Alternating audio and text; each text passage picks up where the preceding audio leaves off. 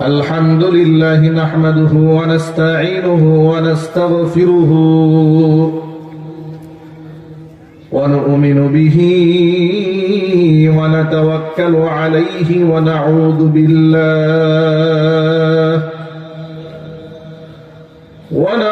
بالله من شرور أنفسنا ومن سيئات أعمالنا من يهده الله فلا مضل له ومن يضلله فلا هادي له ونشهد أن لا إله إلا الله وحده لا شريك له ونشهد أن سيدنا ونبينا وحبيبنا وشفيعنا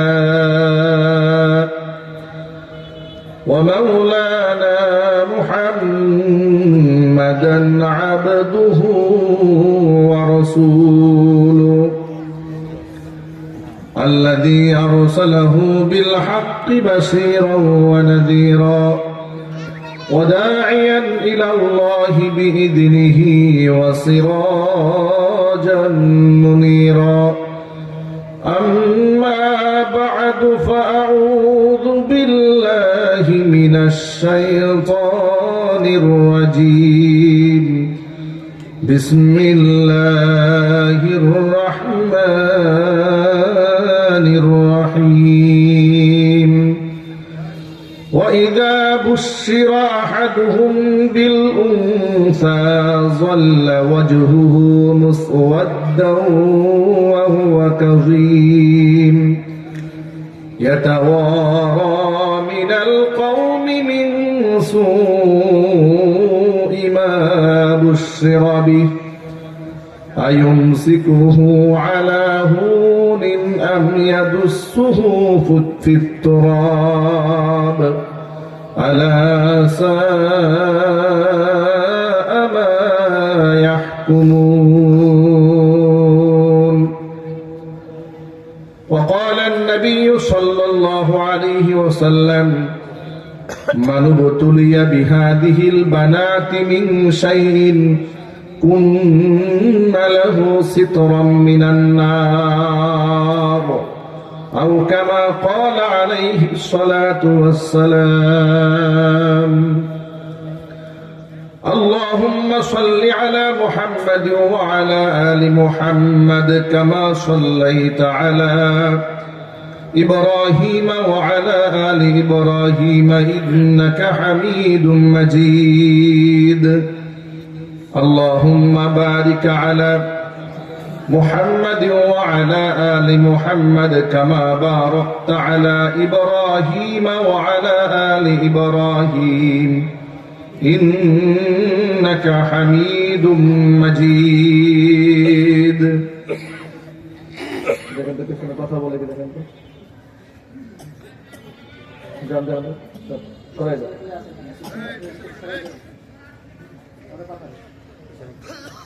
অনেক কথা বিশ্বাস করতেছে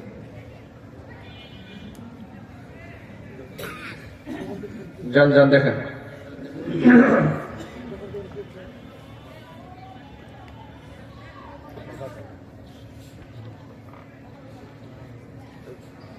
বাড়ি পাঠাই দেন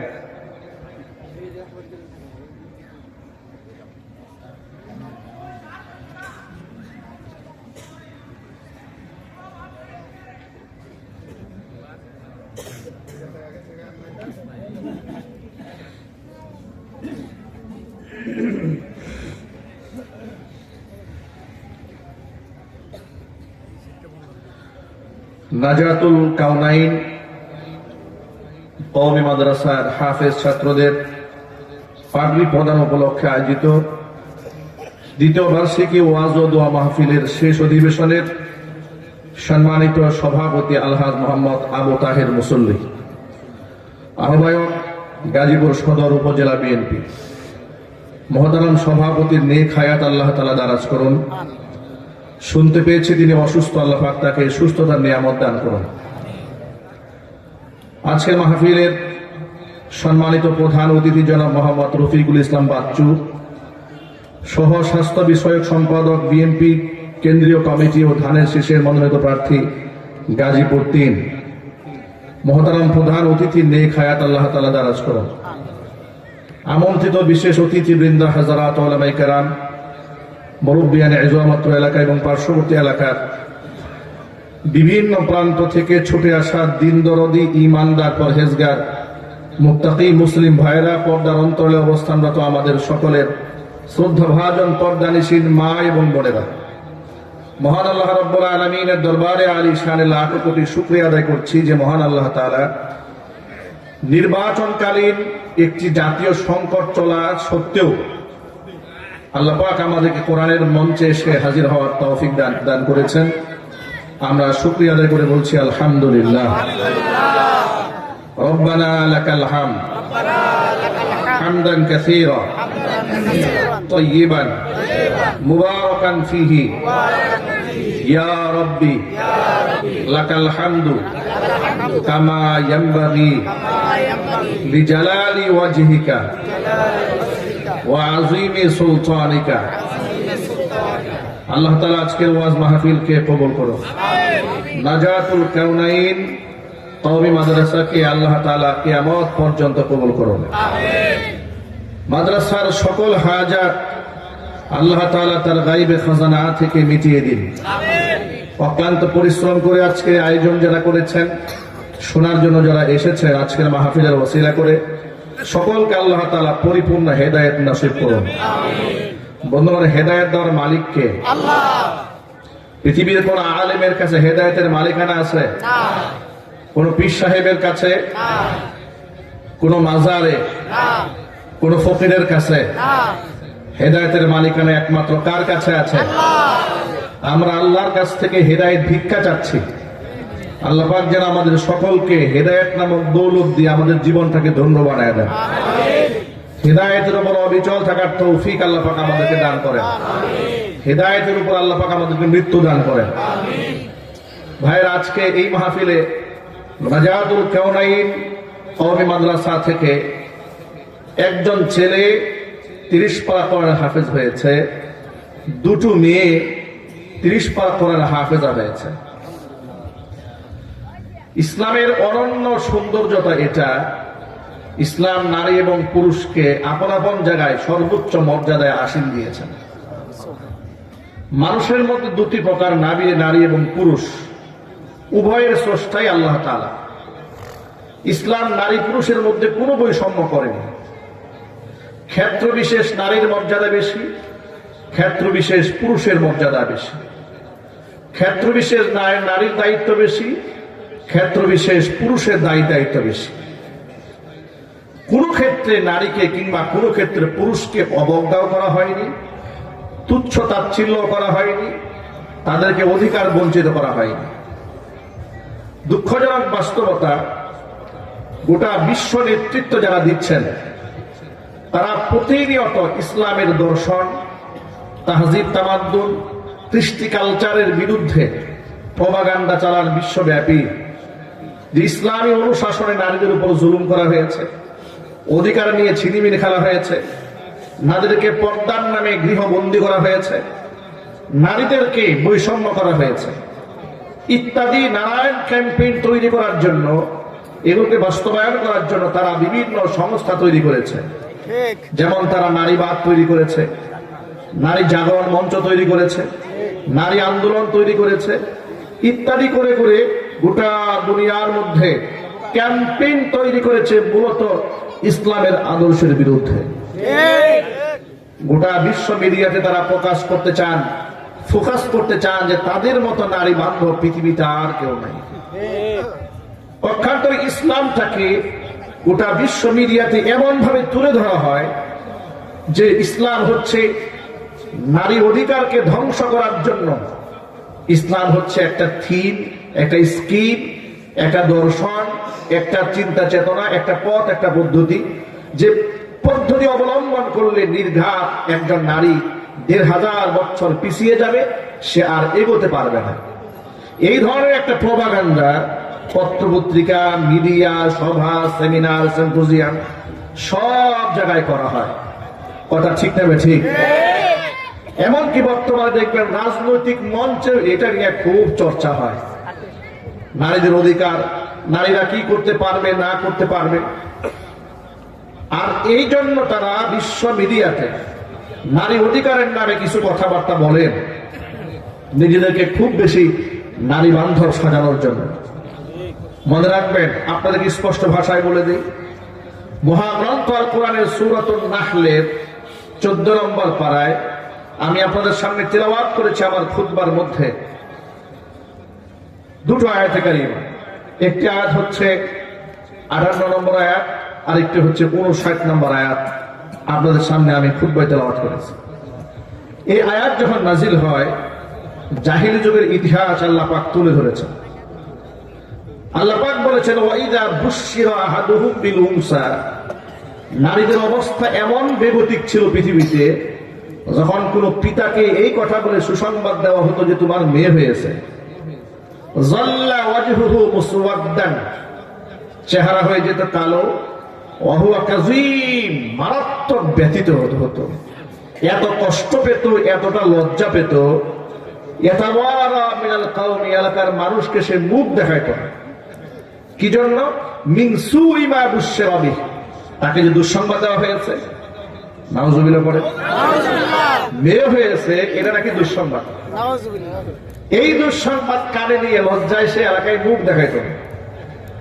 ইয়াতাওয়ারা মিনাল কওমি মিন সুই মা বুশশিরা বিহি, এরপরে সে ভাবত, আয়ুমসিকুহু আলা হুনিন, আমি কি দুনিয়ার লাঞ্ছনা গঞ্জনা, সমাজের মানুষের তিরস্কার ভৎসনা শুনে সহ্য করে মেয়েটাকে বাঁচিয়ে রাখবো?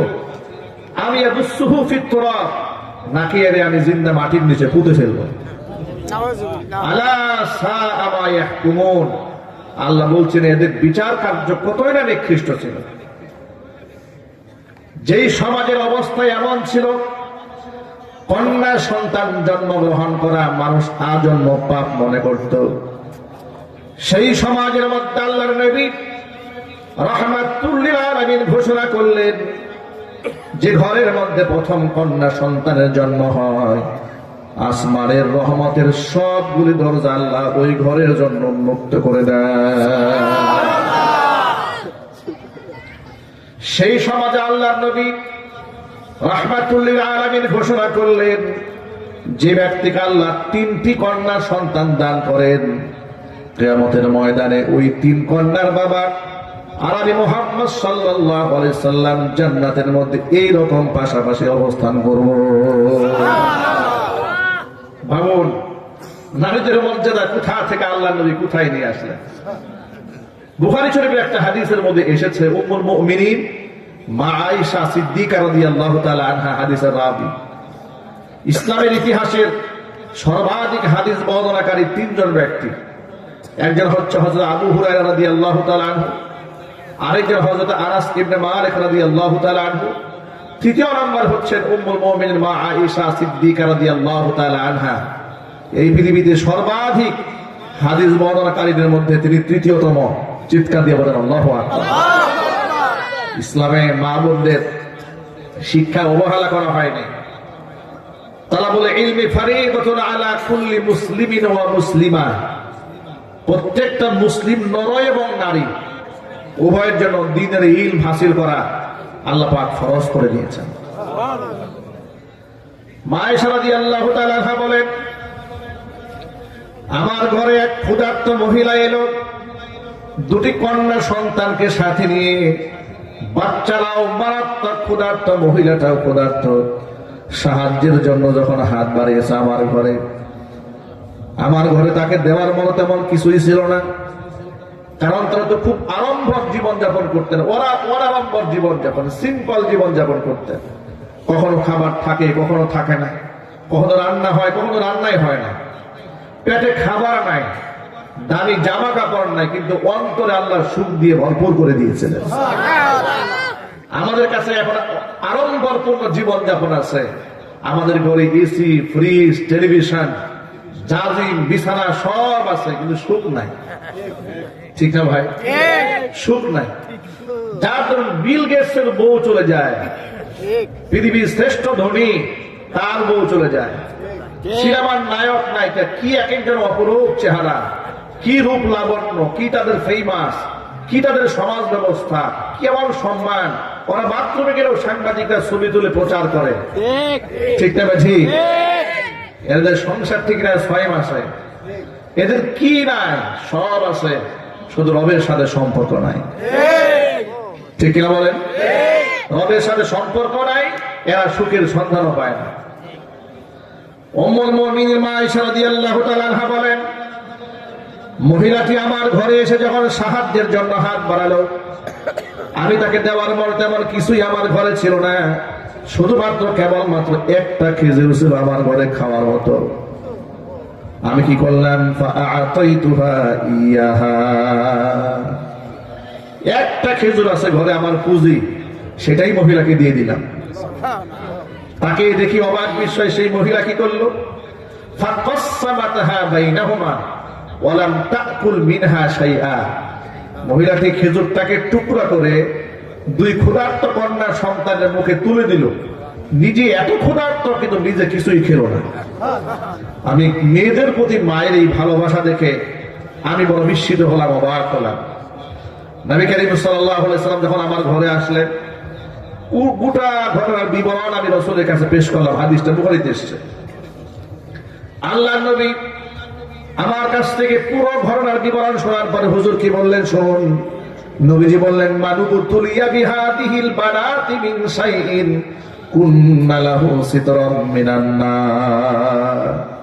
আয়েশা রে শোনো, এই দুনিয়াতে আল্লাহ পাক যাদেরকে কন্যা সন্তান দ্বারা পরীক্ষা করেন, এক কথায় কন্যা সন্তান নামক নিয়ামত আল্লাহ পাক যার ঘরে দুনিয়াতে দান করেছেন, কিয়ামতের ময়দানে এই কন্যা সন্তানগুলো আল্লাহর দরবারে দাঁড়িয়ে থাকবে পিতামাতার জন্য ঢাল স্বরূপ।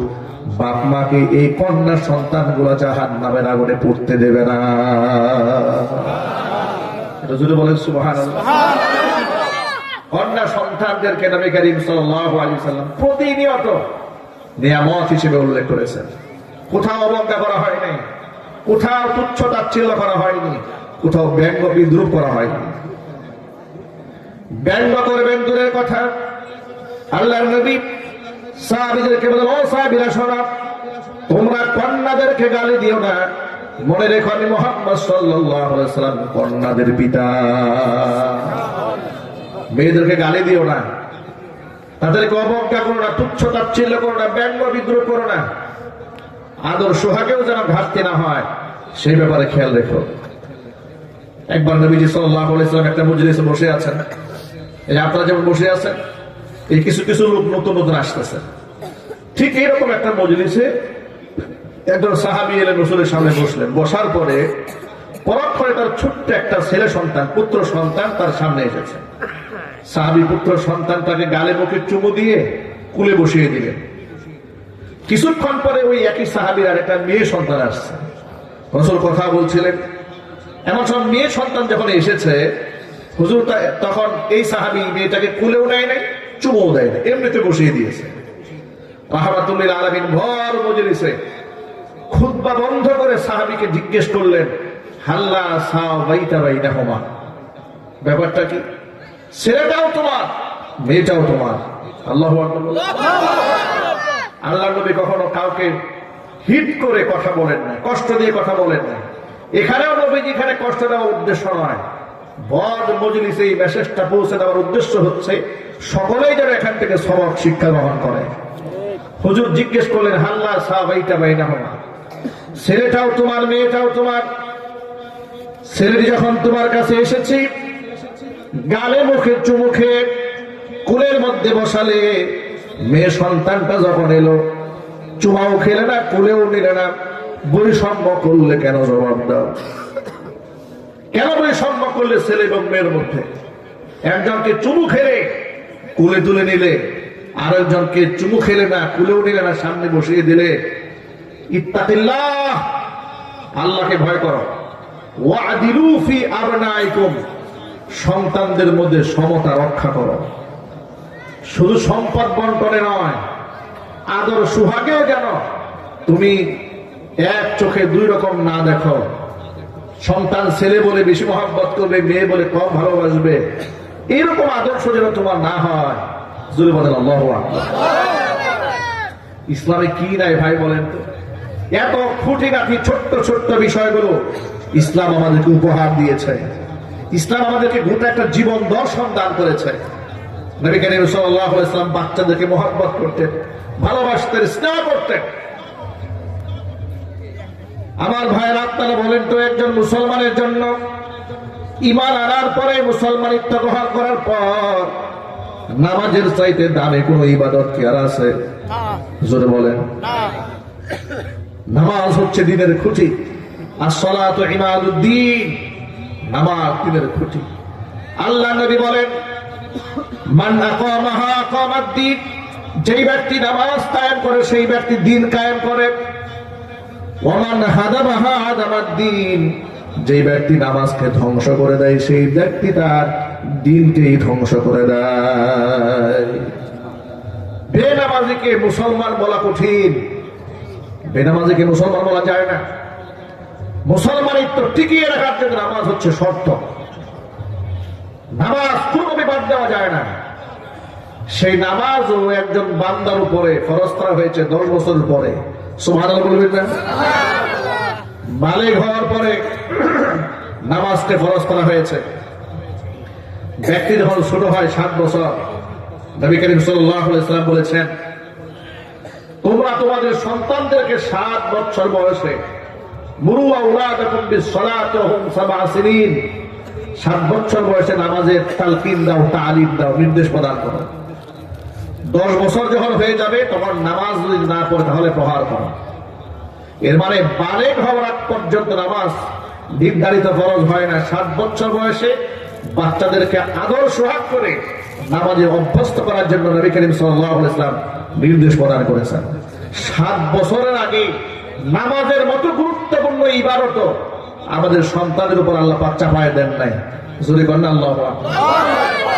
7 বছরের আগে আমাদের এই গোটা পৃথিবীর সমস্ত নারী পুরুষের জন্য, বাচ্চা শিশুদের উপরে আল্লাহ রাব্বুল আলামিন নামাজ বাধ্যতামূলক করেন নাই, বাচ্চাদেরকে ছাড় দিয়েছেন। হুজুর বলেছেন, আদিবুহুম ওয়ালা তুআযজিরুহুম, সন্তানদেরকে আদব শেখাও কিন্তু ওদেরকে পিটাইও না। আমরা কিন্তু আমাদের সন্তানদেরকে পিটাই, মারি, গালমন্দ করি, আঘাত করি, মেজাজের ভারসাম্য আমরা হারাই ফেলি। ইসলাম শিশু বাচ্চাদেরকে কিভাবে লালন পালন করবেন তারও দিক নির্দেশনা দান করেছেন। আল্লাহ নবী সাল্লাল্লাহু আলাইহি ওয়াসাল্লাম সিজদায় পড়ে আছেন ঘরের ভিতরে। এমন সময় হুজুরের কলিজার টুকরা 2 নাতি হাসান এবং হুসাইন রাদিয়াল্লাহু তাআলা আনহুমা সাইয়্যিদা শাবাবি আহলিল জান্নাহ, দুইজনে রাসূল পাক সাল্লাল্লাহু আলাইহি ওয়াসাল্লামকে ঘোড়া বানায়া হুজুরের কাঁধের উপর বসেছে গিয়ে। নবীজি পড়ে আছেন সিজদায়, হাসান হুসাইন হুজুরকে ঘোড়া বানায়া রাসূলের কাঁধের উপর গিয়ে বসেছেন। আল্লাহ নবী সিজদায় পড়ে আছেন লম্বা সময়, এরা ঘোড়া বানায় খেলতেছে। বাচ্চারা যা করে, আপনি ঘরে নামাজ পড়ে দেখেন, আপনার ছোট্ট বাচ্চা থাকে আপনার কান দিকে উঠবে। আজকেও জোহরের নামাজের পরে আমি সিজদায় পড়ে আছি, আমার মেয়ে আমার কাঁধের উপর আমার ঘোড়া বানায় বসে আছে। যতবার উঠে ততবার আমার ওই হাদিসটা মনে পড়ে। নবী করিম সাল্লাল্লাহু আলাইহি ওয়াসাল্লাম সিজদায় পড়ে আছেন, হাসান হুসাইন কাঁধে গিয়ে বসছেন। ফাতেমাতুজ জাহরা রাদিয়াল্লাহু তাআলা আনহা ধমক দিয়ে হাসান হুসাইনকে ঘাট থেকে নামাই দিয়া ঘর থেকে বের করে দিয়েছেন। আল্লাহর নবী নামাজ ছাড়লেন। নামাজ ছেড়ে দেওয়ার পরে, শেষ হওয়ার পরে ফাতেমাকে ডেকে বলেন, ফাতেমা রে, হাসান হুসাইনকে ধমক দিলে কেন, গাল বন্ধ করলে কেন? তিনি বললেন, আব্বাজান আপনি তো কষ্ট পাচ্ছেন, আপনি সিজদায় পড়ে আছেন, ওরা নামাজে ডিস্টার্ব দিচ্ছে আপনাকে। আল্লাহর হাবিব বললেন, শোনো ফাতেমা রে, ওরা তো আমাকে ঘোড়া বানিয়ে মজা পাচ্ছিল, আর আমি লম্বা সময় রবের সামনে সিজদায় পড়ে বড় মজা পাচ্ছিলাম। তোমার কে অভিযোগ করেছে আমি কষ্ট পাচ্ছি? আমি তো আনন্দিত হচ্ছিলাম, আমি রবের সামনে লম্বা সময় সিজদায় পড়ে আছি, আর হাসান হুসাইন আনন্দ পাচ্ছে আমাদের ঘোড়া বানাইয়া। আল্লাহু আকবার বলে শিশু বাচ্চাদেরকে হুজুর এরকম আদর করতেন, মুহাব্বত করতেন, চুমা খাইতেন। নবী করিম সাল্লাল্লাহু আলাইহি ওয়াসাল্লাম তার কলিজার টুকরা নাতি হাসান ইবনে আলী তার চুমা খাইলেন। চুমা খাওয়ার পরে হুজুরের একজন সাহাবী তাকে বলেন, ইয়া রাসূলুল্লাহ, আপনি বাচ্চাদেরকে চুমা খান? বলে হ্যাঁ চুমা খাইতে হবে। হ্যাঁ, আমার 10টা সন্তান, জীবনেও চুমা খাই না। আল্লাহ আমার 10টা সন্তান দিয়েছে, আমি কখনো চুমা খাই না। আল্লাহ পাক তখন আল্লাহ নবী সাল্লাল্লাহু আলাইহি ওয়াসাল্লাম বললেন, মান লাম ইয়ারহাম লা ইউরহাম। যে ব্যক্তি অন্য বান্দার উপর দয়া করে না, মহান আল্লাহর পক্ষ থেকে তার উপর দয়া করা হয় না। আপনি বাচ্চাকে স্নেহ করেন, মহব্বত করেন, ইসলাম আপনাকে উদ্বুদ্ধ করেছে, এটা হোক ছেলে হোক মেয়ে। আল্লাহু আকবার। এটা ইসলামের শিক্ষা। এরপরে ইসলাম আমার মা বোনদের জন্য কি অধিকার দেন নাই আপনারা বলেন? উত্তরাধিকার সম্পত্তির মধ্যে অধিকার দিয়েছেন। যে আমলে মেয়ে জন্মগ্রহণ করলে ওদেরকে উত্তরাধিকার দিবেন দূরের কথা, জিন্দা মাটির নিচে পুঁতে ফেলা হতো, সে আমলে সূরা নিসা নাজিল হলো। নারীদের অধিকার নিয়ে আল্লাহ পাক কোরআন শরীফে আলাদা একটা সূরা নাজিল করলেন। জোরে বলেন সুবহানাল্লাহ। এরপর আল্লাহ পাক বললেন, লিররিজালি নাসীবুম মিম্মা তারাকাল ওয়ালিদানি ওয়াল আকরাবুনা ওয়ালিন-নিসাই নাসীবুম মিম্মা তারাকাল ওয়ালিদানি ওয়াল আকরাবুন মিম্মা ক্বাল্লা মিনহু আও কাসুরা নাসীবান মাফরুদা। লিররিজালি নাসীবুম মিম্মা তারাকাল ওয়ালিদানি ওয়াল আকরাবুন। পিতামাতা কিংবা নিকটতম আত্মীয় স্বজন মরে যাওয়ার পরে পরিত্যক্ত সম্পত্তির মধ্যে পুরুষের জন্য একটা অংশ আছে। অনুরূপ ভাবে পিতামাতা মরে গেলে নারীর জন্য একটা অংশ আছে।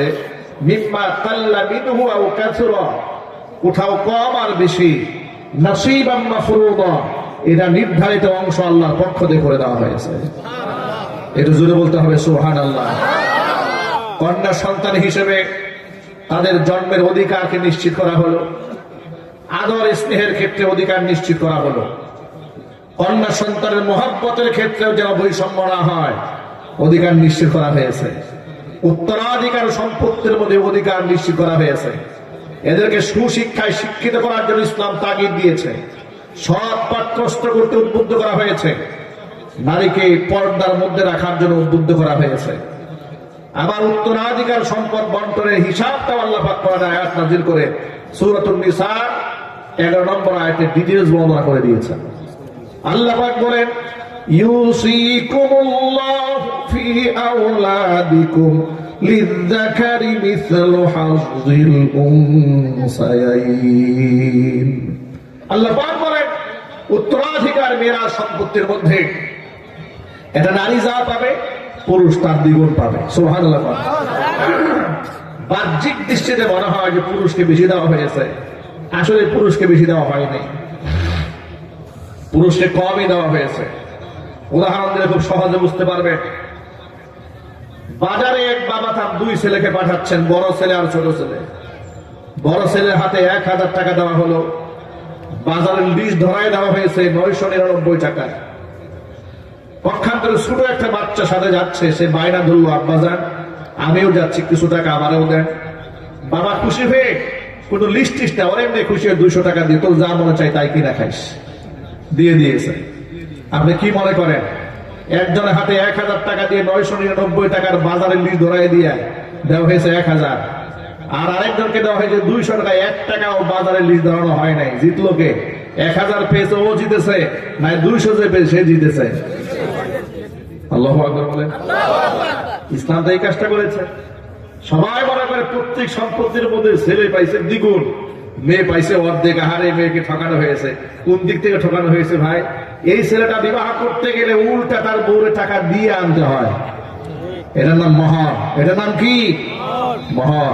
পক্ষান্তরে এই যে মেয়েটা বিবাহ দেওয়া হচ্ছে, তাকে যখন বিবাহ দেবেন তার 2 পয়সা খরচ নাই, উল্টা ওরে টাকা দিয়া রানীর মর্যাদা নিয়ে যাওয়ার অধিকার ইসলাম দিয়েছে। চিৎকার যেমন আল্লাহু আকবার। এরপরে বাবা মার ভরণ পোষণ সব দায়িত্ব কার? মেয়ের না ছেলের? সব ছেলের। এর মানে হচ্ছে এরপরে স্বামী এবং স্ত্রী হয়ে গেল সম্পর্ক। এই পুরো ফ্যামিলির খরচ কার উপরে? বউর উপর না স্বামীর উপরে? স্বামীর উপরে। বউর বাড়িতে আত্মীয় স্বজন যা আসবে সকলের খরচ দায়িত্ব ভার কার উপরে? স্বামীর উপরে। বাচ্চা কাচ্চা হলো, এদেরকে শিক্ষা চিকিৎসা বাসস্থান দেওয়ার দায়িত্ব তার বউর না স্বামীর? সব জায়গায় স্বামী। এর মানে হচ্ছে বউ বাবার কাছ থেকে যা পেয়েছে পুরোটা যাও, ঠিক কিনা বলেন? এভাবেই নারীকে সব জায়গায় জেতানো হয়েছে। বাম এবং রামের এটা বুঝতে চায় না, তারা বলে নারী আর পুরুষকে সমান বানায় দেওয়া হোক, ঘৃণার সাথে কোনো নজরুল্লাহ। ওরা আসলে নারীদের অধিকার চায় না, ওরা নারী অধিকারের নামে নারীদেরকে ভোগ করতে চায়, নারীদেরকে লালসার পাত্র বানাতে চায়। কথা বলুন ঠিক কিনা? ঠিক। তার বাস্তব প্রমাণ তো এখন বিশ্ব মিডিয়াতে চলে আসছে।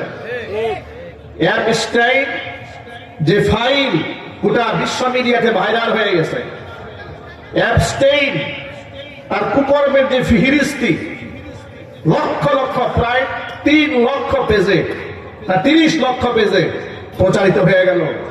গোটা দুনিয়ার মানুষ দেখেছে, যারা এই পৃথিবীতে মানবতার কথা বলে, নারী অধিকারের কথা বলে, নারীদেরকে 18 বছর আগে বিবাহ দিলে শারীরিক সমস্যা হবে, এই ধরনের কথাবার্তা বলে ইসলামের পবিত্র বিধান নারীদেরকে অল্প সময় বিবাহ দেওয়া, এর উপরে বাধা সৃষ্টি করেছে যারা, তাদের আসল চরিত্র জাতি দেখে ফেলেছে। ওরা দেখে ফেলেছে ওরা 3 বছরে মেয়েকে ধর্ষণ করে। এটা শুধু কি ধর্ষণ করে?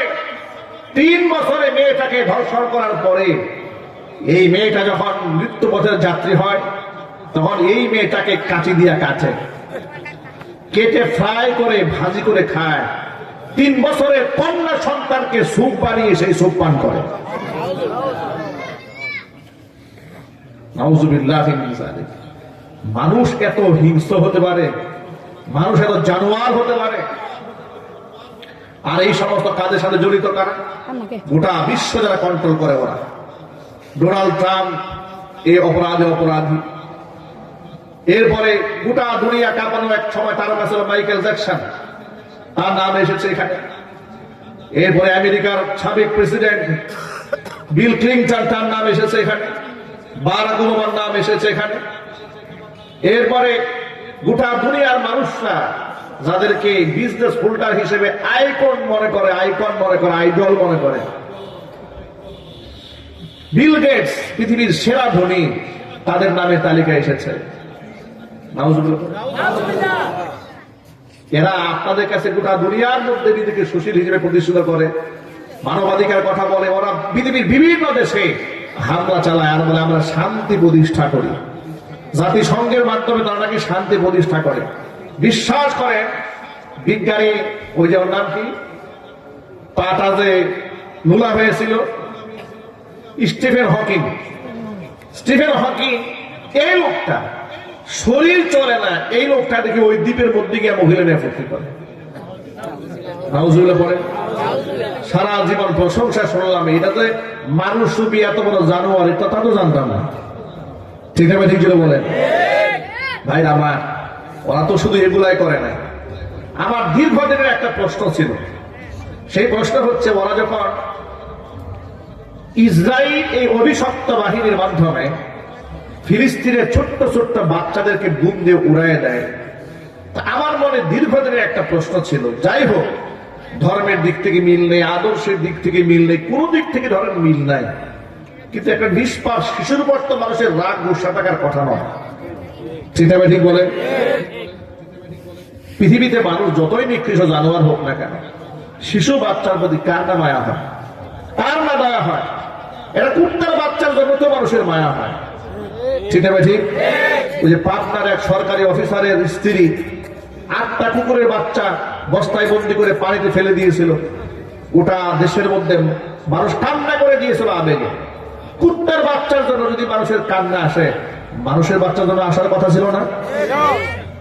আমার দীর্ঘদিনের একটা প্রশ্ন ছিল, ফিলিস্তিনের এই ছোট্ট ছোট্ট বাচ্চাদেরকে ইহুদিরা মারে, ওদের কিন্তু মায়া হয় না কেন? পরে দেখলাম এদের মায়া হবে কেন?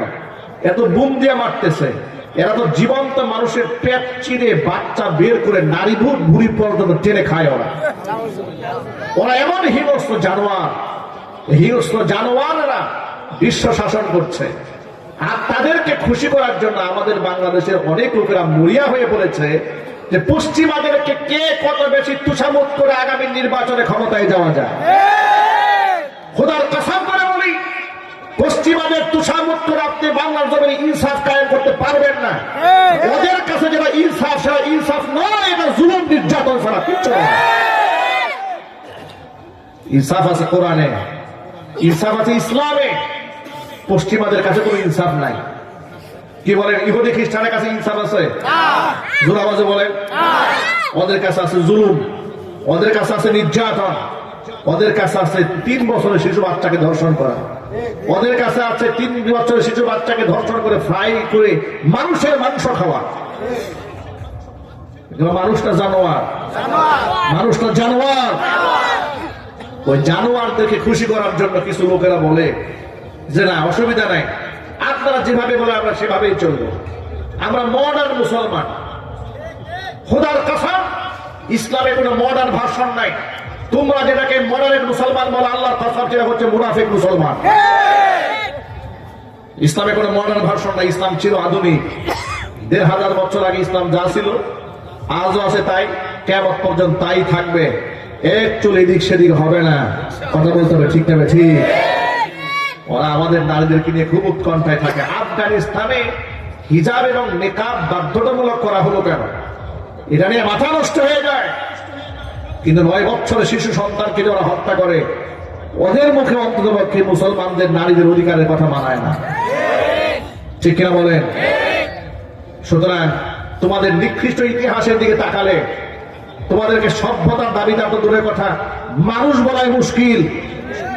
এই জন্য আমি আমার সকল ভাইদেরকে বলি, প্রিয় ভাইরা বোনেরা, আপনারা তো ইউরোপ আমেরিকার ভিসা পাওয়ার জন্য পাগল। এই দেশের লোকেরা ইউরোপের ভিসা পাইলে মনে হয় জান্নাতের টিকিট হয়েছে। ঠিক কিনা বলেন? এরকম খুশি হয়ে যায়। মনে রাখবেন, ইউরোপ আমেরিকা জাহান্নামের খুব নিকটতম অবস্থানে করছে। পক্ষান্তরে বাংলাদেশ রাষ্ট্র গরিব হতে পারে, জান্নাতের খুব কাছাকাছি অবস্থান করছে ইনশাআল্লাহ। আমাদের দেশের মানুষ অমানুষ হতে পারে, ওদের মতো এত হিংস্র জানোয়ার হতে পারবে না। ঠিক না ঠিক বলেন? একটা মুসলমান এত নিচে নামতে পারে না, একটা ইহুদি যত নিচে নামতে পারে, এটা খ্রিস্টান যত নিচে নামতে পারে, একটা মুসলমান এত বড় নিচে কখনো নামতে পারে না। একটা মুশরিক যত নিচে নামতে পারে, একজন মুসলমান হাজারো পাপ করতে পারে, ওদের মতো জানোয়ার হতে পারে না। আমার প্রিয় ভাইয়েরা, এই জন্য বলি,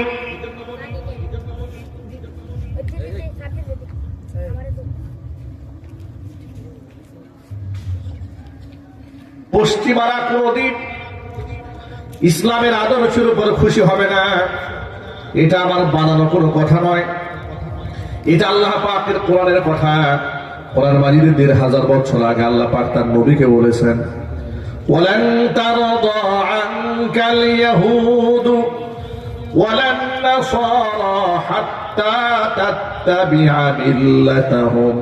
ও নবীজি, ইহুদি আর খ্রিস্টানেরা পশ্চিমকালেও তারা আপনার উপর সন্তুষ্ট হবে না। হাত্তা তাত্তাবিআ মিল্লাতাহুম, আপনি যতক্ষণ না পর্যন্ত নিজের ধর্মবাদ দিয়া ওদের ধর্মের অনুসারী না হবেন, ততদিন পর্যন্ত ইহুদি খ্রিস্টানরা আপনার উপর খুশি হবে না। এখান থেকে একটা মূলনীতি মেনে নেন, ইউরোপ আর আমেরিকা যদি বাংলাদেশের কোন দলের উপর সন্তুষ্ট হয়, আপনি বুঝবেন ওই দলের উপর আল্লাহ নারাজ হয়ে গেছে। কথা বুঝুন নাই মনে হয়? ওই দল আর ইসলামের আদর্শে নাই। ইসলামের আদর্শে যে দল থাকবে তার উপর আমেরিকা কোনদিন খুশি হতে পারে না। কথা ঠিক না ঠিক বলেন? ইসলামের আদর্শ যে মানবে, আমেরিকা তার মৌলবাদ বলবে। আমেরিকা যারা মৌলবাদ বলে, আল্লাহর কসম সে হকের উপরে আছে। আর আমেরিকা যাকে আধুনিক মুসলমান বলে, ও মুসলমানরা মুনাফিক। ও কি জন্য বলেন? ও মুনাফিক। আমেরিকার কাছ থেকে আমার ইসলামের সার্টিফিকেট দিতে হবে না। আমি মৌলবাদী নাকি এর সার্টিফিকেট কোরআন থেকে নেব, ইসলাম থেকে নেব। আমার মেয়ে কোন ড্রেস আপ করবে, কোন পোশাক করবে, সেটা আমেরিকান বুদ্ধিজীবী ডিসাইড করলে হবে না। আমার মেয়ে, আমার স্ত্রী কোন পোশাকে চলবে, এর সিদ্ধান্ত আমি কোরআন থেকে নেব। এই সিদ্ধান্ত আমি আল্লাহ রসুলের কাছ থেকে নেব। এই সিদ্ধান্ত আমি ইউরোপ আর আমেরিকার কাছ থেকে নেব না। আমেরিকা ইউরোপের কাছ থেকে কেউ যদি রাষ্ট্র পরিচালনা প্রেসক্রিপশন গ্রহণ করে, খোদার কসম সেই ব্যক্তি ইসলামের নামে রাজনীতি করতে পারবে না। ইসলাম থেকে শিক্ষা নিতে হবে, আপনার শিক্ষা নিতে হবে কোরআন থেকে, শিক্ষা নিতে হবে আল্লাহ রসুলের কাছ থেকে, সাহাবায়ে কেরামের কাছ থেকে। কিভাবে ইনসাফ কায়েম করতে হয় পশ্চিমাদের কাছ থেকে শিখলে হবে না, কারণ পশ্চিমাদের কাছে ইনসাফ নাই, ওদের কাছে আছে শুধু জুলুম আর জুলুম। গোটা দুনিয়ার মধ্যে অশান্তির আগুন ওরাই লাগিয়ে রেখেছে, ঠিক কিনা যদি বলেন? সিরিয়াটাকে ধ্বংস করলো কারা? ওরাই ধ্বংস করেছে। আফগানিস্তানকে ধ্বংস করেছে কারা? ওরাই ধ্বংস করেছে। ইরাককে ধ্বংস করেছে কারা? ওরাই ধ্বংস করেছে। ফিলিস্তিনকে ধ্বংস করেছে কারা? ওরাই ধ্বংস করেছে। কথা বলেন ঠিক নেবে? গাজার মুসলমানদেরকে ধ্বংস করলো কারা? ওরাই ধ্বংস করেছে। ওরা মানুষ মারে, ওরা মানুষ খুন করে, ওরা বোমা মেরে হাসপাতাল সহ উড়ায় দেয়, ডাক্তার সহ উড়ায় দেয়। এরপরও নাকি ওরা মানবতাবাদী, এরপরও ওরা মানবতার বন্ধু। আমরা প্রতিবাদ করলে আমরা হয়ে যাই মৌলবাদী, মানবতার শত্রু। কথা বুঝতে পেরেছেন? ওদের মতো ধান্দাবাজ, মিথ্যাবাদী, প্রতারক পৃথিবীর মধ্যে আর একটাও নাই। গোটা বিশ্বের কাছে এটা সুপ্রতিষ্ঠিত। পশ্চিমারা প্রতারক, পশ্চিমারা মিথ্যাবাদী, ওরা ধোঁকাবাজ, ওরা মুনাফিক, ওরা কাফের, ওরা নিকৃষ্ট ধরনের জাহান্নামী। কথা বলতে হবে ঠিক কিনা? যুবকেরা, পশ্চিমারা আমাদের আইডল নয়, আমাদের আইডল হচ্ছে বিশ্বনবী মুহাম্মদ রাসূলুল্লাহ সাল্লাল্লাহু আলাইহি ওয়াসাল্লাম। ওরা আমাদের মেয়েদেরকে হাফ প্যান্ট পরে রাস্তায় নামাই দিতে চায়। বারবার টকশোতে জিজ্ঞেস করে, ক্ষমতায় গেলে কি হাফ প্যান্ট পরতে চলতে পারবে? মানে হাফ প্যান্ট নিয়ে কত টেনশন, হ্যাঁ, হাফ প্যান্ট নিয়ে কত চিন্তা। মানে ল্যাংটা থাকলেই মহিলারা সম্মানিত। নাউযুবিল্লাহি মিন যালিক। আমি জিজ্ঞেস করতে চাই, একটা মেয়েকে উলঙ্গ করলে তার ইজ্জত বাড়ে? আমার কথা বলেন। একটা মেয়ে উলঙ্গ হলে ইজ্জত বাড়ে? অর্ধনগ্ন হলে ইজ্জত বাড়ে? অর্ধনগ্ন হলে তার মাঝে একটা পরিদার মাঝে পার্থক্য কি থাকে? কথা বলেন। অর্ধ উলঙ্গ হওয়া নারী সম্পর্কে ১৫০০ বছর আগে হুজুর সতর্ক করেছেন। আল্লাহ নবী বলেছেন, সিনফানি মিন আহলিন নারি লা মারহুমা, জাহান্নামের দুইটা শ্রেণী যাদেরকে আমি নবীজি দেখি নাই, সে জমানা আসবে। একটা হচ্ছে পুরুষ, আরেকটা শ্রেণী নারী। নারী তাদের আলামত কি? নিসাউন কাসিয়াতুন আরিয়াতুন মুমিলাতুন মাইলাতুন। এমন কিছু মহিলা দুনিয়াতে আসবে, তারা পোশাক পরে উলঙ্গ থেকে যাবে।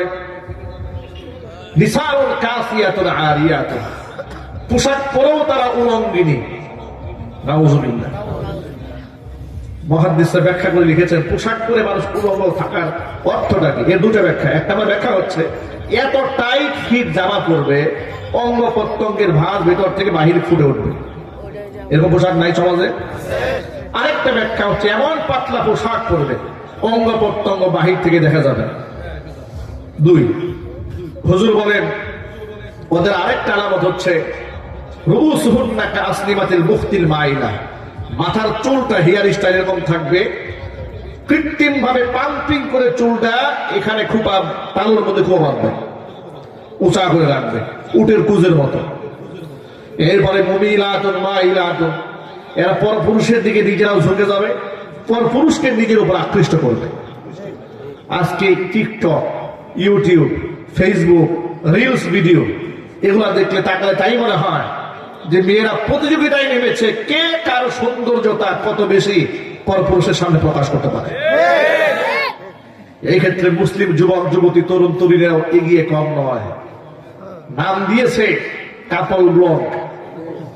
স্বামী আর স্ত্রী দুজনের আপন খুনসুটি ফেসবুকে প্রচার করে। মানুষ এত নির্লজ্জ বেহায়া হয় কি করে? মানুষের তো সামান্যতম একটা লজ্জাবোধ থাকা উচিত। নিজের বউর ছবি ফেসবুকে দিয়া বলে, প্রিয় বন্ধুগণ, আপনাদের নতুন ভাবে খাস দিলে দোয়া করে দিলেন। আর বন্ধুরা তাকাইয়া কি জন্মের দোয়া যে করে আল্লাহ ভালো জানে, ঠিক কিনা বলেন? লেখে কিউট ভাবি, নাইস ভাবি, হট ভাবি, আরো কিছু বলে, ওগুলো আর বললাম না। এগুলা দেখে দেখে উনি আনন্দ উদ্বেলিত হয়, একদম খুশিতে গদগদ হয়ে যায়। আপনার লজ্জা হয় না? আপনার স্ত্রীর দিকে অন্য লোক যে লোলুপ্ত দৃষ্টিতে তাকালো, আপনাদের সামান্যতম ব্যক্তিত্ব বোধ থাকতো এই কাজটা আপনি করতে পারতেন না। ঠিক কিনা বলেন? আপনাদের স্মরণ থাকা উচিত, লজ্জা হওয়া উচিত। বলে আমাদের বিবাহের আজকে 10 বছর পার হয়ে গেল, বউর ছবি দিয়ে দিয়েছে। 5 বছর পার হয়ে গেছে, বউর ছবি দিয়ে দিয়েছে। মেয়ে হয়ে গেছে, মেয়ের বয়স হয়ে গেছে 18 বছর। মেয়ে ইউনিভার্সিটিতে অথবা কলেজে ভর্তি হয়েছে, কলেজ পড়ুয়া মেয়ে, গ্রাজুয়েট কমপ্লিট করেছে 22 বছর 23 বছর বয়সে। ছবি ফেসবুকে দিয়ে সবাই খাসদের দোয়া করবেন, মেয়ে তো বিরাট কাজ করে ফেলেছে, মাস্টার্স কমপ্লিট করে ফেলেছে, ছবি দিয়ে দিয়েছে। নির্লজ্জ বেহায়া, হাজার হাজার পরপুরুষের সামনে মেয়েটার ছবিটা দিয়ে দিলেন। কত মানুষ কত বাজে মন্তব্য করবে, কত কোন নজরে তাকাবে। কত বলেন ঠিক না? ঠিক বলে। এই জন্য আল্লাহ নবী বলেন, সালাসাতুল কদ হারামাল্লাহু আলাইহিমুল জান্নাহ, 3 শ্রেণীর মানুষের জন্য আল্লাহ পাক তার জান্নাতকে হারাম করে দিয়েছেন। 1 নাম্বার মধুমিনুল খামর, যারা মদ পান করে তাদের জন্য আল্লাহর জান্নাত হারাম। 2 নাম্বার ওয়াল আকু, পিতামাতার অবাধ্য সন্তান যারা, তাদের জন্য আল্লাহর জান্নাত হারাম। 3 নাম্বার ওয়াদ দাইয়ুসুল্লাযী ইউকিরু ফি আহলিহিল খাবাস, ওই দাইয়ুস পুরুষের জন্য আল্লাহর জান্নাত হারাম, যে দাইয়ুস পুরুষ তার অধীনস্থ নারীদেরকে বেপরদায় চালায়। আমরা কি দাইয়ুসের কাতারে নাম লেখাতে চাই? আজকের পর থেকে আমরা তওবা করলাম, আমরা আমাদের মেয়েদের ছবি, স্ত্রীদের ছবি কখনো ফেসবুকে দেব না। বলেন ইনশাআল্লাহ। কখনো বেপরদায় পরপুরুষের সামনে আমরা যেতে দেব না। শারঈ পর্দা করাবো। বলেন ইনশাআল্লাহ। এর মধ্যে রয়েছে সম্মান, এর মধ্যে রয়েছে ইজ্জত, এর মধ্যে রয়েছে ব্যক্তিত্ব। যে জিনিস সহজে আর সস্তায় পাওয়া যায় তার দাম থাকে না। আমি উদাহরণ দিয়ে বহু মাহফিলে বলি, আমাদের এলাকায় ছাগলের দাম একদম কম, কিন্তু হরিণের দাম খুব বেশি। ঠিক কিনা? দুটাই তো জানোয়ার, ঠিক না? দুটার মাংস খাওয়া যায় আছে, কিন্তু ছাগল এর কোনো দাম নাই। যেখানে সেখানে পাওয়া যায়, যেখানে সেখানে পেশাব পায়খানা করে, ইজ্জতটাই নষ্ট হয়ে গেছে। ছাগল দিয়ে লোকেরা গালি দেয়, তুই একটা ছাগল। আরেকজন ক্ষিপ্ত হয়ে বলে, তুই একটা রাম ছাগল। আরেকজন বলে, তুই একটা পাঠা বেটা। ঠিক না? হরিণ দিয়ে কেউ গালি দেয় না, হরিণ দিয়ে প্রশংসা করে। তোকে দেখতে দারুণ সুন্দর লাগে, তোর চোখ তো টানা টানা সুন্দর, হরিণের মতো। ঠিক না? দেখেছেন, অনেক বছর আগে ঢাকায় আমার এক ভক্ত, আজ থেকে মিনিমাম 15-16 বছর আগের কথা, আমাকে বলে, হুজুর বাসা একটা হরিণ কিনে নিয়ে আসছে, আপনাকে দেখাবো। আমি মনে মনে ভাবলাম, হরিণ কিনে নিয়ে আসছে, আমাকে দেখাবে, মারেটাকে। আমাকে নিয়ে গেছে, পার্কে গিয়ে দেখি সুন্দর একটা গাড়ি কিনে নিয়ে আসছে। গাড়িটা বেশ সুন্দর, টিপটপ। আমাকে বলে, হুজুর এটা আমার হরিণ। আমার প্রায় সময় মনে পড়ে যে হরিণ এটা সৌন্দর্যতার একটা উপমা হয়েছে, ওদের সব জায়গায় পাওয়া যায় না। এই জন্য ছাগলের মতো যেখানে সেখানে হরিণ যদি পাওয়া যাইতো, এরকম দাম থাকতো। ঠিক কিনা? অনুরূপ ভাবে যে মেয়েটা রাস্তাঘাটে যেখানে সেখানে দেখা যায়, তার ইজ্জত নাই, ওর কোনো 2 পয়সার দাম নাই। যে মেয়ের পর্দায় থাকে, দেখা যায় না, তার মধ্যে একটা আভিজাত্য আছে, তার মধ্যে সম্মান বোধ আছে, তার মধ্যে মানুষের একটা শ্রদ্ধা আছে, একটা মূল্যায়ন আছে, ভালোবাসা আছে। পর্দানিশীর মেয়েকে বিবাহ দেওয়ার ক্ষেত্রে যৌতুক লাগে না। মেয়ে কালো হতে পারে, আপনার মেয়ে যৌতুক ছাড়া বিবাহ হবে। আর মেয়েকে যদি বেপর্দায় চালান, বিশ্ব সুন্দরী হলেও যৌতুক ছাড়া বিবাহ দিতে পারবেন। একদম পরিষ্কার কথা। বেপর্দায় চালান, নিজের মেয়ের ইজ্জত নিজেই নষ্ট করে দিলেন। আচ্ছা আপনারা বলেন তো, স্বর্ণ কি ফুটপাতে বিক্রি হয়? ইমিটেশন বিক্রি হয়। 10 টাকা দিয়ে গোল্ডের চেন পাওয়া যায় দোকানে দোকানে। ঠিক না? ওই দোকানে কেউ হানা দেয় না, হামলাও করে না। ভাই আমার, একজন ইমামদারের কাছে তার মেয়ে, তার স্ত্রী, তার মা, তার বোনের মর্যাদা পৃথিবীর সমস্ত সোনার খনির চাইতে দামি। ঠিক কিনা বলে? সুতরাং এই কথাগুলো আল্লাহ পাক আমাদের বুঝার তৌফিক দান করেন। কিয়ামতের ময়দানে আমরা আমাদের সন্তানদেরকে নিয়ে জান্নাতে যেতে চাই, ইনশাআল্লাহ বলেন। আগামীর বাংলাদেশটাকে আমরা একটা পবিত্র বাংলাদেশের রূপ দেখাতে চাই, ইনশাআল্লাহ। বেপরদায় রাস্তাঘাটে আজকে দেখুন, বিশ্ববিদ্যালয়ের মেয়েরা রাস্তাঘাটে ক্যাম্পেইন করে দাঁড়িয়ে দাঁড়িয়ে বলে, দেহ আমার, সিদ্ধান্ত আমার। এটা কি একটা মুসলমান দেশের চিত্র হতে পারে ভাই? জোরে বলেন। এটা কোনো কথা হতে পারে যে দেহ আমার, সিদ্ধান্ত আমার? আবার বলো জোর ও স্বাধীনতা দিতে হবে, জরায়ু ও স্বাধীনতা দিতে হবে। নাউজুবিল্লাহ। এগুলো শুনতেও ঘৃণা হয়, বলতেও লজ্জা হয়, কিন্তু এগুলো আইন করার জন্য প্রসেস চলছে বাংলাদেশে। আগামীতে জাতীয় সংসদে কে যাবেন, কারা যাবেন, সেটা আল্লাহর হাতে। আল্লাহ পাক যাদেরকে নেবেন তারা যাবেন। কিন্তু মন থেকে দোয়া করি, যারা কোরআনকে বিশ্বাস করেন, রাসূলকে বিশ্বাস করেন, পরকালে জান্নাত জাহান্নামের ভয় আছে, কবরে মিজান, কবরে জবাবদিহিতার যাদের অন্তরে ভয় আছে, আল্লাহ পাক যেন কিছুটা হলেও ধার্মিক শ্রেণীর মানুষদেরকে আল্লাহ পাক জাতীয় সংসদে নির্বাচনের করে পাঠিয়ে দেন। ঠিক কিনা বলেন? যার অন্তরে আল্লাহর ভয় নাই, এরা আপনি এমপি বানালেন, ও হবে জাতীয় চোর, ও হবে ডাকাত, ও হবে খুনি, ও আপনার রডের টাকা রডের বাস ঢুকাই ছেড়ে দেবে। ওর তো পরকাল নাই, ওর তো ওই চিন্তা নাই, ও বেগম পাড়ে বাড়ি বানায় বসে থাকবে। ও খুনি হাসিনার মতো হাজার হাজার মানুষ হত্যা করে ইন্ডিয়ার তুলে আশ্রয় নিয়ে বলবে আমার কি দোষ। কল্পনা করা যায় একটা মানুষ এতগুলো মানুষ খুন করে বলে আমার কি দোষ। এর যদি কোনো দোষ না থাকে, ফেরাউনের কোনো দোষ নাই। ঠিক না? ঠিক। আশুলিয়াতে 5ই আগস্টের দিন আপনারা দেখেছেন বিকালবেলা কয়েকজন ছাত্রকে খুন করে চ্যাংদোলা করে ঢিল দিয়ে ভ্যানের মধ্যে লাশগুলা তোলা হচ্ছে। ভ্যানের মধ্যে লাশ তুলে পেট্রোল দিয়ে আগুন ধরিয়ে লাশগুলাকে জ্বালিয়ে পুড়ে ছাই বানিয়ে দিয়েছে। সেই মামলায় আজকে কয়েকজনের ফাঁসি হয়েছে। সেই ফাঁসি হওয়ার পরে আদালত প্রাঙ্গণেই দেখলাম এক সাবেক এসআই চিৎকার করে কান্নাকারি করতেছে, চিৎকার করে কান্না করছে, আর এক অজ্ঞান হয়ে যাওয়ার মতো অবস্থা হয়ে যাচ্ছে। মানে ফাঁসির রায় হওয়ার পরে তার জীবনের কত মূল্য সে বুঝতে পেরেছে যে আমি মরে যাই। আচ্ছা, আপনার জীবনে এত মূল্য, ফাঁসির রায় হয়েছে, আপনি পাগল পাড়া হয়ে গেছেন, যে মানুষগুলাকে আপনারা এতগুলো মানুষকে ঠান্ডা মাথায় খুন করলেন, ওদের জীবনে মূল্য নাই কি? হঠাৎ করে নিজের জীবনটাকে এত মূল্যবান মনে হয়? ফাঁসির রায় হয়ে গেছে, পাগল হয়ে গেছে, খুনি হাসিনার হুকুম পালন করে এতগুলো মানুষকে খুন করেছেন, লজ্জা হয় নাই?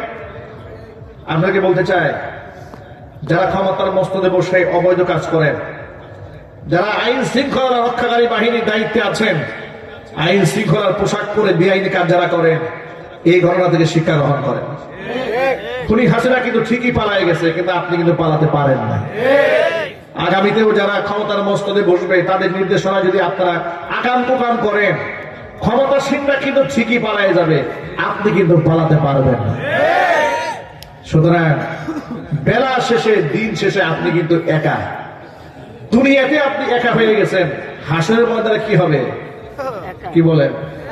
দুনিয়াতে আপনি একা, যা আপনার পাশে এখন হাসিনাও নাই, আপনার পাশে হাসিনার এমপি মন্ত্রীও নাই, সব পালাই গেছে, আপনি একা হয়ে গেছেন দুনিয়াতে। আখিরাতে সঙ্গ দিবে কে? সুতরাং অস্ত্র আছে, অস্ত্রের ঝাঁকুনি আছে, যৌবন আছে, মার পিঠা ক্ষমতার মসনদ দখল কর, এটা করবেন না। প্রত্যেকটা মানুষকে আল্লাহর আদালতে জবাব দিতে হবে, ঠিক কিনা? আর ইনসাফের রাষ্ট্র কায়েম হয়ে গেলে শুধু আল্লাহর আদালতে না, আল্লাহ আদালত তো আছেই চূড়ান্ত, দুনিয়ার মধ্যেও আপনার বিচার হবে।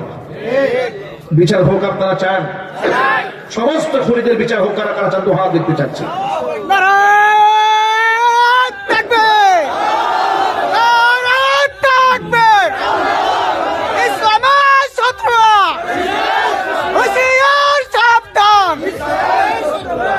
মহান আল্লাহ তাআলা আমাদেরকে ঐক্যবদ্ধ থাকার তৌফিক দান করেন।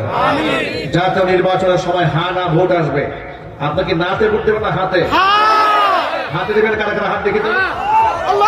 মাশাআল্লাহ, সব হাতে ভোট দেবেন।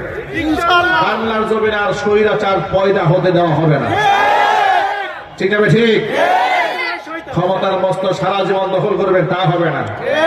বংশ বংশ নেতা হয়ে যাবেন, তা হবে না। মামু বাড়ির আবদার চলবে না। এই জাতি এখন চোখে চোখ রেখে কথা বলতে শিখেছে। ওই যে দিনের ভোট রাতে রাতে হয়ে যাবে, এই বাংলাদেশে এটা করতে দেওয়া হবে না। কি বলেন? করতে দেবেন? চান্দাবাজ যেগুলাকে সুদা বানাই ফেলবেন, ঠিক কিনা? আমার যে কাওরান বাজার শাহী মসজিদে আমি জুমা পড়াই, তো ওটা চান্দাবাজদের একটা ক্ষেত্র, ঠিক না? মাত্র 1.5 কোটি টাকা চান্দা তুলতো সাবেক খনি হাসিনার আমলে প্রতিদিন, পার ডে মাত্র 1.5 কোটি। বুঝতে পেরেছেন কত বড় আল্লাহর ওলিরা ওখানে বসবাস করে। যাই হোক, আমি আমার মসজিদের জুমার মিম্বরে বসেছি, সেখানে কাউরান বাজার শাহী মসজিদ বাজারও বলে তো বসছি, আমি বলে দিয়েছি, জুমার বয়ানে বলে দিয়েছি, চান্দাবাজরা যখন আপনাদের এই দোকানদারের সামনে আসে, দোকানদাররা বসে বসে আঙ্গুল চুষেন কেন? ঠ্যাঙ্গায় ঝুলায় রাখতে পারেন না এগুলারে? কে কার কত বড় পাওয়ার আছে? আপনারা যদি ঐক্যবদ্ধ হয়ে যান, আপনারাও চান্দাবাজ আছে মাত্র 10 জন, আপনারা আছেন 1000। 1000 যদি আপনারা রুখে দাঁড়ান, 10 জন সন্ত্রাসী আপনাদের সামনে টু শব্দ করতে সাহস পাবে না, ঠিক কিনা? কিন্তু আমরা বিক্ষিপ্ত, যার জন্য ওরা সুযোগটা পায়। আগামীর বাংলাদেশে আপনারা সুযোগটা দিয়েন না, ইনশাআল্লাহ বলেন, শক্তিশালী হন। যারা সত্যবাদী তাদের কোনো ভয় আছে নাকি? আপনি সত্যের উপর থেকে যদি মরেও যান, আল্লাহ সাহারাদের দরজা দেবে। ও বললে যাবে জাহান্নামে, চান্দাবাজ বললে কই যাবে? জাহান্নামে। আপনি বলে যাবেন জান্নাতে। তাদের ভয় কিসের? নির্ভীক হন, ভয় পাবেন একমাত্র আল্লাহ রাব্বুল আলামিনকে। শহীদ উসমান হাদির কথা ভুলে গেছেন? উসমান হাদি হয়ে ওঠেন, তার চেতনা লালন করেন, সত্যনিষ্ঠ হন, বলিষ্ঠ কণ্ঠস্বর হন। আল্লাহ রাব্বুল আলামিন আমাদের সকলকে কবুল করেন, আমিন।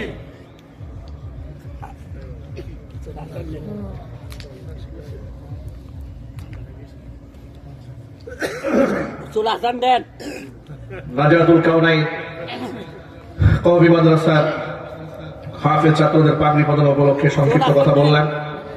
মহান আল্লাহ তাআলা এই মাদ্রাসাকে কিয়ামত পর্যন্ত কবুল করেন, ছাত্র ছাত্রীদেরকে আল্লাহ তাআলা কবুল করেন, এবং আমরা আগামীর বাংলাদেশটাকে ইসলামের বাংলাদেশ বানাতে পারি, এটা ইনসাফের বাংলাদেশ তৈরি করতে পারি, সৎ এবং যোগ্য মানুষ নির্বিঘ্নে চলতে পারে এমন একটা বাংলাদেশ আমরা যারা বানাতে পারি, আল্লাহ পাক সেই তৌফিক আমাদেরকে দান করে। সকলে বলেন আমিন। তুমি কত সুন্দর কি করে বোঝাই, তুমি কত সুন্দর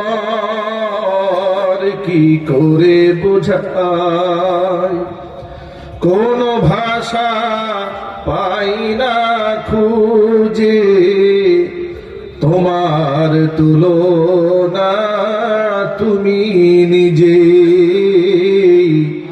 তোমার তুলনা তুমি নিজে। তুমি কত সুন্দর প্রভু, কত সুন্দর কি করে বোঝাই,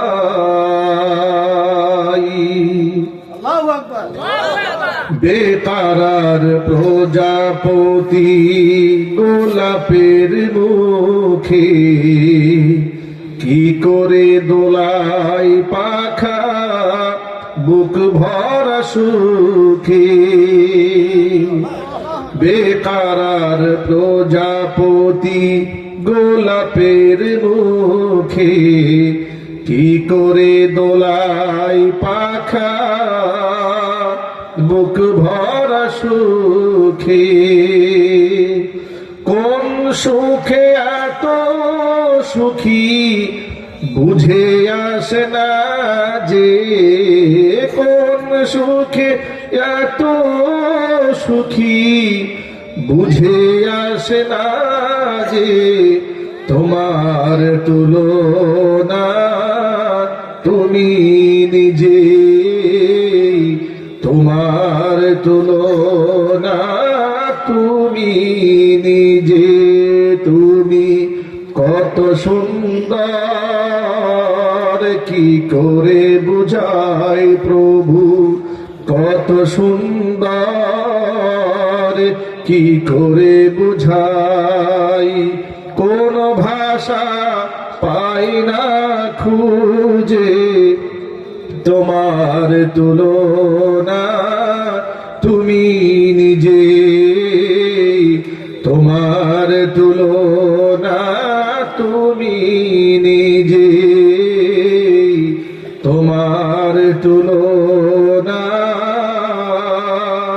তুমি নিজেই। ভাইরা, দোয়া হয়ে যাবে এখন। দোয়ার আগে যেহেতু মাদ্রাসা মাহফিল, একটা রুমাল চলে যাচ্ছে আপনাদের মাঝে, মেহেরবানি করে দাঁড়ে যে যা পারেন একটু শামিল হয়ে যাবেন ইনশাআল্লাহ। মহান আল্লাহ রাব্বুল আলামিন সকলকে কবুল করেন। একটু রুমাল পাঠিয়ে দেন ভাই, আমাদের ঠান্ডা কাশি তো, একটু পাঠায় রুমালটা পাঠিয়ে দেন। আল্লাহু আকবার, আল্লাহু আকবার, আল্লাহু আকবার,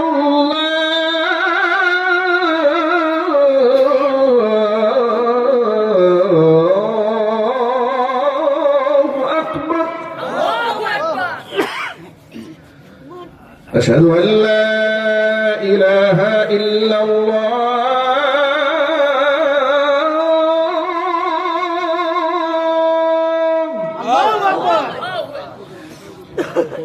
أشهد أن لا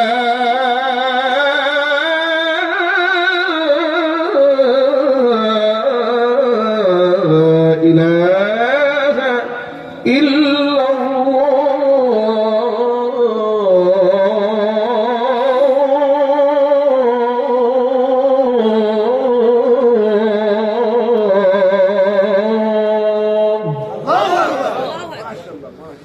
আজানের এই ধ্বনির সাথে যে মুহাব্বত আল্লাহ পাক দিয়েছেন, নামাজের প্রতি মুহাব্বত, তাগফির লানা ওয়া তারহামনা লানাকুনান্না মিনাল খাসিরিন। রব্বানা লা তুযিগ কুলুবানা বা'দা ইয হাদাইতানা ওয়া হাব লানা মিন লাদুনকা রাহমাতান ইন্নাকা আনতাল ওয়াহ্হাব। রব্বুল আলামিন, রহমতের নজর দিয়ে তাকাই দেখো, আমরা গুনাহগার, বড় আসামি। কোরআন সুন্নাহ থেকে আলোচনা করে তোমার শাহী দরবারে হাত দুখানা বাড়িয়ে দিয়েছি। মেহেরবানি করে আলোচনার ভুল বিয়াদবি ক্ষমা করে সওয়াবের হাদিয়াটুকু কবুল করে মঞ্জুর করে সোনার মদিনায় তোমার হাবিবের রওজা মুবারকে পৌঁছে দাও।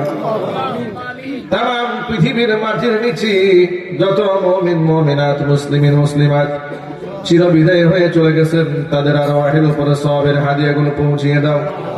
আমাদের মা বাপ যাদের দুনিয়ার জমিন থেকে চলে গেছেন, মা বাবার কবরগুলোকে জান্নাতের টুকরায় পরিণত করে দাও। রব্বুল আলামিন, অত্র মাদ্রাসাকে তুমি কবুল করে নাও। মাদ্রাসার যত হাজাত রয়েছে তোমার গায়বে খাজানা থেকে মিটায়া দাও। টাকা দিয়ে, পয়সা দিয়ে, বুদ্ধি, শ্রম, সময় দিয়ে জান্নাতের বাগান যারা সাজিয়েছেন, দূরদরাজ থেকে শোনার জন্য যারা এসেছেন, খালি হাতে কাউকে ফিরে দিও না, সকলকেই বেগুনা মাসুম হিসেবে কবুল করে নাও। অত্র এলাকার সমস্ত মুর্দেগাদের কবর আযাবকে আল্লাহ তুমি মাফ করে দাও। পর্দার অন্তরে মা এবং বোনদেরকে আল্লাহ তুমি মাফ করে দাও। আমার মা বোনদেরকে আবেদা, জাহিদা, সালেহা, কানিতা, আমিনা হিসেবে কবুল করে নাও। কিয়ামতের দিন মুসিবতের সময় দোয়া আমাদের সকলের জন্য নাজাতের জারিয়া বানিয়ে দাও। রব্বির হামহুমা কামা রব্বায়ানি সগীরা, رب ارحمهما كما ربياني صغيرا. تقبل منا إنك أنت السميع العليم وتب علينا إنك أنت التواب الرحيم. سبحان ربك رب العزة عما يصفون وسلام على المرسلين والحمد لله رب العالمين. وجعل آخر كلمتنا عند الموت لا إله إلا الله محمد رسول الله. السلام عليكم ورحمة الله وبركاته.